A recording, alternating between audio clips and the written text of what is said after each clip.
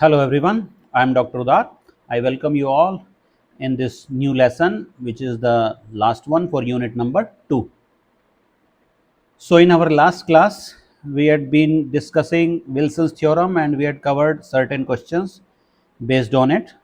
So, we'll continue to solve a few more questions. So, let us take one. First one for today's class. I hope यहाँ से लिखा हुआ last है ये, फिर एक दूसरे जो मैंने लिख रखा वहाँ से ले लेंगे। ये क्वेश्चन है जी, क्या क्वेश्चन है? If P and Q are distinct primes then prove that for any integer है ये, PQ डिवाइड्स दिस। तो मैं इसको डिवाइड्स मतलब ये पूरे को डिवाइड कर रहा है, कहने का मतलब मैं थोड़ा प्रिकॉशनरी तौर पे ब्रैकेट लगा देता हूँ जो है। तो डिवाइड्स को मैं थोड़ा कॉन्ग्रुएंस की तरीके से लिख लेता हूँ। दैट इज टू प्रूव, मुझे क्या प्रूव करना है? ए की power p q minus a की पावर पी माइनस ए की पावर क्यू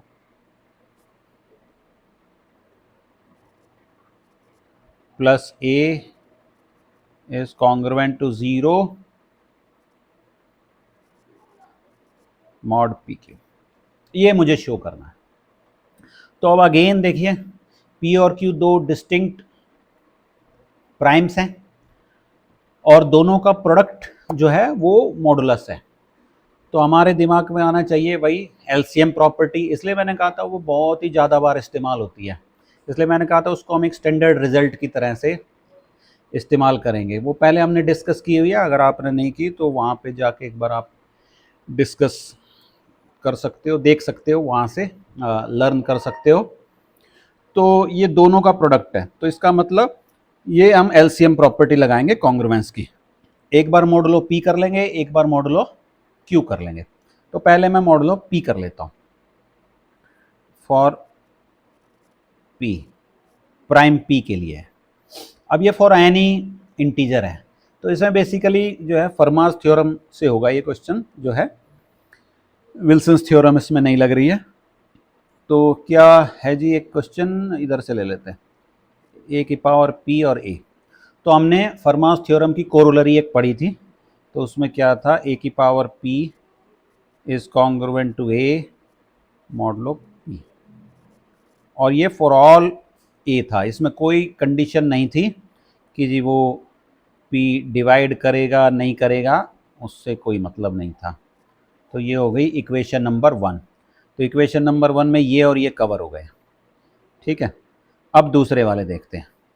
तो a raise to power q है, तो अब मैं क्या करता हूँ? Let x is equal to a की पावर क्यू मैं ले लेता हूँ।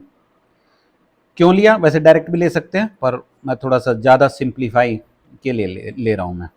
तो अब मैं मॉडुलो पी लूँगा मैं, तो x की power p would be congruent to x modulo p, ऐसे ले सकते हैं, क्योंकि फॉर एनी a था तो a की जगह मैंने x ले लिया। अब इसकी वैल्यू मैं वापस डाल देता हूँ x की। तो x क्या था हमारे पास? a की power q raise to power p is congruent to a की पावर q मॉडुलो p। इसको प्रोडक्ट कर लेते हैं, ऊपर पी क्यू हो जाएगा, इज कॉन्ग्रुएंट टू ए की पावर क्यू मॉडुलो पी। अब ये सब मॉडुलो पी है, इक्वेशन नंबर 1 भी मॉडुलो पी है, इक्वेशन नंबर 2 भी मॉडुलो पी है। तो अब इनको जरा हम सब्ट्रैक्ट कर लेते हैं, लेफ्ट लेफ्ट से, राइट राइट से। लेकिन मुझे a raise to power p q plus में चाहिए, देखिए यहाँ पे, तो इसलिए 2 माइनस 1 कर लेते हैं।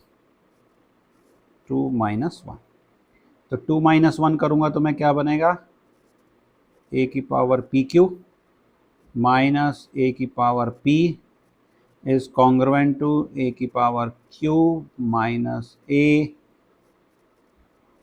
Mod p। ये हमारे पास आ गया। अब सबको एक तरफ ले आते हैं, तो ए की power p q minus a की पावर पी, कौन सा पहले चाहिए उसी को लिख लेते, पी चाहिए हमें जो लिखा हुआ है इसमें, माइनस ए की power q plus a congruent to 0 mod p. ये हो गई इक्वेशन नंबर 3। अब देखिए 3 वाली कौन सी है, जो मैंने टू प्रूव में लिखी हुई है। देखो टू प्रूव में एग्जैक्टली यही लिखी हुई है, लेकिन वो मॉडलो पी क्यू आनी चाहिए, ये हमने मॉडलो पी प्रूव कर दिया। सेम पैटर्न पे एग्जैक्टली सेम तरीके से आप मॉडलो क्यू कर सकते हो। आप चाहो तो अलग से कर सकते हो, बट अब चाहो तो सिमिलरली भी लिख सकते हो। तो मैंने सिमिलरली लिख दिया है। तो सिमिलरली हम क्या ऑब्टेन करेंगे, ए की power p q minus a की पावर पी माइनस ए की power q plus a is congruent to 0 mod q. Same reasoning. अब देखो 3 और 4 से हम एलसीएम की प्रॉपर्टी लगा देते हैं, तो ए की power p q minus a की पावर पी माइनस ए की power q plus a is congruent to 0 mod p q and hence the result. तो ये हमारा क्वेश्चन हो गया पूरा, और लेकिन ये है फर्मास थ्योरम से आ रहा था। तो एक क्वेश्चन जरा और ले लेते हैं, वो विल्सन्स थ्योरम पे ले लेते हैं, वो जरा दूसरी बुक से ले लेता हूँ मैं। तो क्वेश्चन क्या है, show that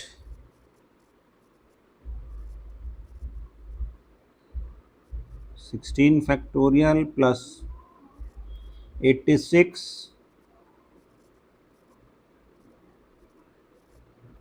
is divisible by 323। तो ये हो गया। सो 323 हमारा प्राइम नहीं है, तो इसके फैक्टर देख लेते हैं एक बार। 16 फैक्टोरियल आ रहा है, तो 15-17 ही इसका होना चाहिए। 323 डिवाइड बाई, हाँ जी 17 इंटू 19।